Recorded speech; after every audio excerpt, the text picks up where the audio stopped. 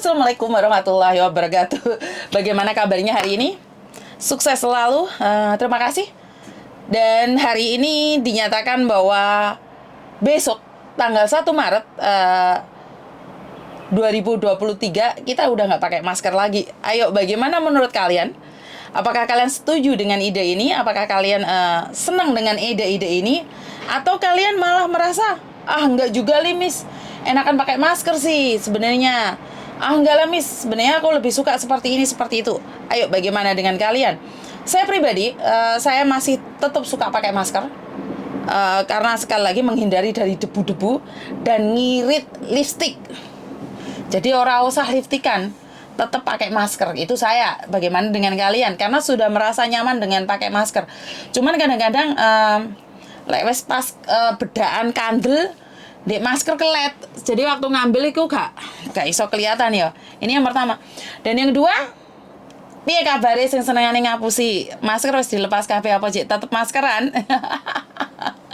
Bercanda, jangan diambil hati. Jadi di akhir Februari ini kita meringkas banyak hal yang terjadi di bulan Februari ini. Dari banyak hal, salah satu mbaknya meninggal pas di Valentine Day.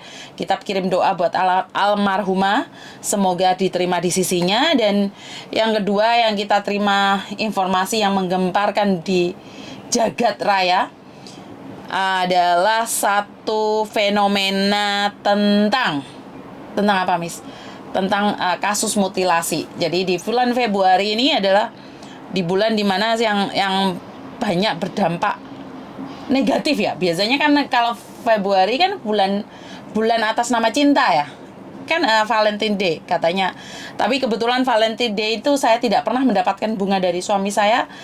Suami saya selalu bilang, buat apa memberimu bunga cuma 1 hari? Dalam 365 hari, aku selalu menyakitimu. Jadi dari kata-kata itu saya petik adalah kebahagiaan itu utuh, tulus, tidak harus hari itu saja. Dan saya tidak mendapatkan bunga memang pada saat itu. Dan kembali lagi pada kasus yang mutilasi yang terjadi di Hong Kong ini. Jadi saya petik dari beberapa media yang mengatakan bahwa sangat sadis sekali dilakukan oleh keluarga ini. Ini adalah keluarga mertua dari Abi. Mertua si Abi itu dulu adalah mantan polisi yang mengundurkan diri karena ada kasus. Dan akhirnya si Abi ini menikah pada umur 18 tahun dan memiliki 2 anak, cowok cewek. Tapi pada tahun berapa ya? Kok lupa saya?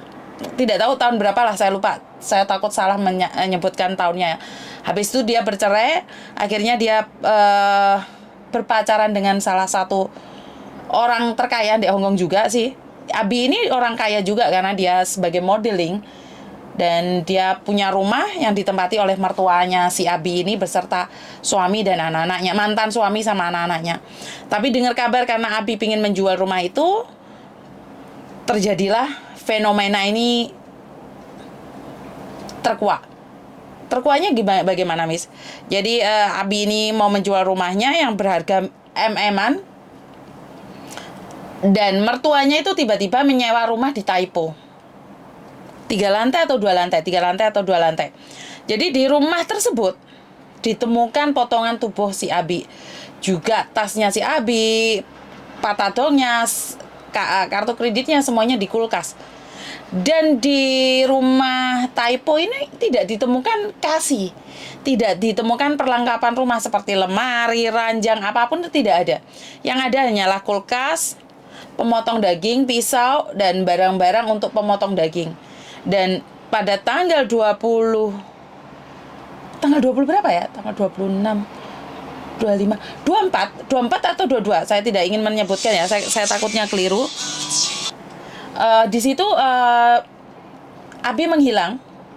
Dan pada tanggal berikutnya, tanggal berapa sih sejak hilangnya itu? Tanggal 24 ya? 24, 25. Iya, tanggal 24 hilang, tanggal 25 keluarga mantan suami ditangkap, dan tanggal 27 26 si cowoknya ditangkap, dituncung, dan tanggal 27 semuanya terkuak. Ini apa yang kita petik? Saya tidak membahas kapan dan bagaimananya ya. Yang saya tahu adalah ini adalah dendam. Motif dendam, emosi, dan uang. Disinilah saat uang dan dendam menguasai diri kita, itu kita bisa khilaf, kita bisa hancur, kita bisa kehilangan segalanya ya Mbak ya. Karena memang uang itu membuat kita buta. Uang itu bisa menjadi racun, setan bagi kehidupan kita. Karena itu sampai dipotong-potong yang sangat mengenaskan adalah bagian tubuhnya itu disebar kemana-mana. Itu yang sangat menyedihkan bagi saya. Saya tidak bisa menerimanya dengan akal sehat, karena kasus Ferdy Sambo di Indonesia itu sudah cukup membuat kita sebagai manusia biasa punya emosi yang tidak terkontrol, apalagi ini dipotong-potong. Dan bagaimana trauma yang akan dialami oleh anak-anaknya hanya karena harta. Bapaknya masuk penjara, neneknya masuk penjara, kakeknya masuk penjara, Pak D-nya masuk penjara. Terus bagaimana kelanjutan hidup ini? Nah, ini adalah sebuah trauma ya. Saya rasa publik juga akan trauma dengan keadaan ini. Publik juga akan berpikir, wah, kok bisa seperti ini? Itu karena apa? Karena kesombongan, keegoisan, harta, dendam. Nah, ini menanggapi yang Hong Kong ya. Yang Indonesia, Ferdy Sambo sudah selesai setelah bertahun-tahun, satu tahun lebih, akhirnya divonis mati. Saya pribadi, saya tidak setuju dengan vonis mati, tapi kan saya menghormati hukum karena apa yang dilakukan setimpal dengan apa yang dia dapatkan hari ini. Nah, setelah selesai kasusnya si Ferdy Sambo, kembali lagi Dandi ya, kasusnya si Dandi. Ini sangat mengagetkan sekali ya, karena dia harus kebongkar semuanya gara-gara seorang wanita yang bernama Agnes. Bagaimana ceritanya itu saya tidak melihat secara langsung atau mengikuti secara langsung. Tapi apa yang saya petik adalah harta, kekuasaan itu dan wanita itu bisa menghancurkan. Jadi si cowok ini dengan gaya elegannya dia menghantam orang lain. Sebenarnya tidak peduli itu anak GP Ansor atau anak siapapun. Kayaknya dia sering melakukan seperti itu. Ini menurut saya bukan pertama kali.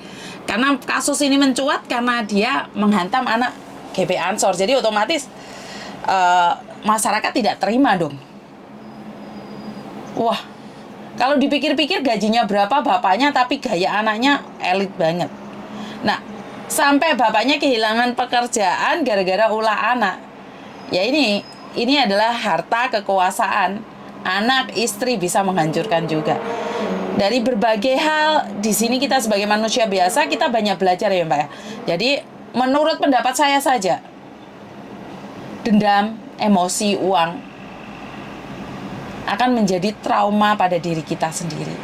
Dan kita akan hancur lebur karena itu. Karena sombong itu akan berakibat miskin permanen. Setuju nggak dengan apa yang saya katakan? Sombong itu membuat kita miskin permanen. Kenapa miskin permanen? Ya iyalah, kalau kamu tidak memperlihatkan kekayaanmu, maka bapakmu nggak akan dipecat. Bener nggak?